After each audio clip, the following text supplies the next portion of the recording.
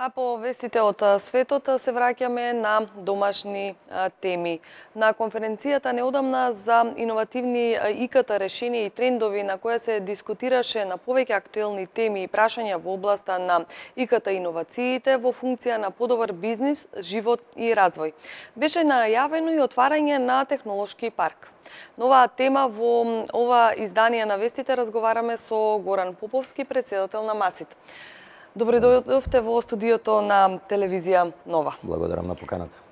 Чија идеја беше отварањето на технолошки парк и кој се ќе учествува во развојот на овој технолошки парк? Можам слободно да кажам дека уште од пред 10 години идејата произлезе од потребите на ИКТ индустријата за истражувачки капацитети, за иновации, за делење на ресурси, на кадар, кој што е во константен недостиг, така да може би идејата тргна од ИКТ индустријата, но таа се пренеси и на другите индустрии.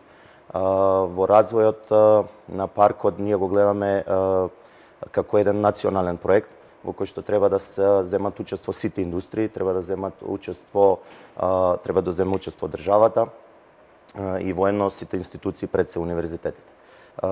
Така да тоа е националниот технолошкиот парк не е ексклузивен проект на ниедна институција, на ниедна организација, него тоа дефинитивно го гледаме како еден национален проект кој што треба да се реализира конечно после долги години. Какво ќе биде значењето на овој технолошки парк во однос на подобрување на конкурентноста на македонските производи? Така, значи едно 10 години МАСИТ го заговара овој технолошки парк, значи ние изработивме и студија, изработивме и бизнис план. Во тоа време го нарековме Center of Excellence. И 10 години одиме во мисии, трейд мисии, проектни мисии, каде што гледаме примери од другите земји, и добри и лоши. Заклучокот кој што го донесовме во рамките на индустријата, јас сепак зборам од името на индустријата, е тој дека во некои земји добрите примери се токму во истражувачките капацитети, кои што помагаат на индустријата за понатамошен развој. Значи, индустријата во трката за пазар има недостиг на истражувачки капацитети константно, така да технолошкиот парк треба да биде еден објект, субјект, каде што тоа ќе се примени.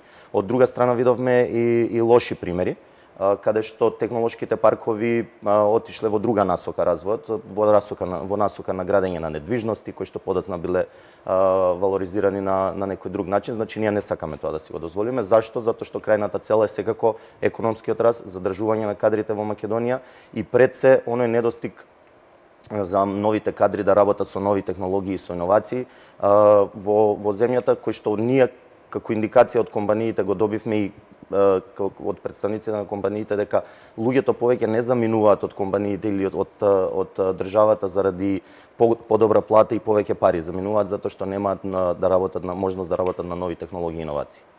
Дали во овој проект ќе се третираат само стартап заедниците или развиените компании? Никако. Во проектот значи треба да бидат вклучени сите, како што реков на самиот старт, значи бизнис заедницата, сите индустрии, државата, универзитетите, стартап компании, зрели компании кои што ќе бидат ментор на стартап компаниите, инкубатор кој што ќе ги донесе новите идеи таму, истражувачките капацитети се на едно место.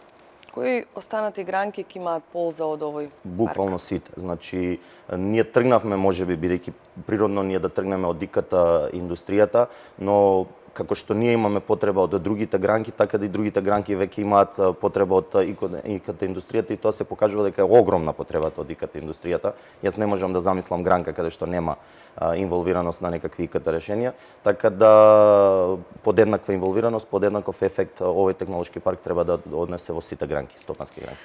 И до која развојна фаза е паркот?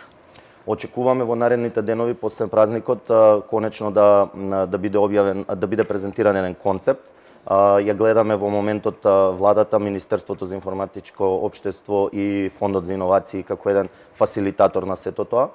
Откако ќе биде презентиран концептот, треба да се договорат следните чекори и секој од институциите, организациите каква улога ќе превземе во понатамошниот развој. За на крај ќе ве прашам уште едно прашање. Вие како МАСИТ организација постоите долги години. Така. Постојано ги анализирате состојбите на ИКТ пазарот. Каква е моменталната ситуација во Македонија? Има ли потенцијал за зголемување на оваа гранка? Има ли недостиг од кадри во оваа индустрија? Значи, потенцијал за зголемување на гранката воопшто не зависи од границите на Македонија. Значи, во светски рамки е потенцијалот за нарастот, односно на IT индустријата. Кадри во Македонија и во целиот свет се во постојан недостиг. Токму затоа ние како организација заговараме технолошки парк, воедно имаме разни програми за преквалификација на кадри, работиме константно на европски проекти за создавање на нови кадри, почнувајќи од основното училиште па да ги пратиме децата од основното училиште па до крај. Кадри нема, ни требаат. Ви благодарам на гостувањето во вестите на телевизија Нова. Ние продолжуваме понатаму со останатите вести.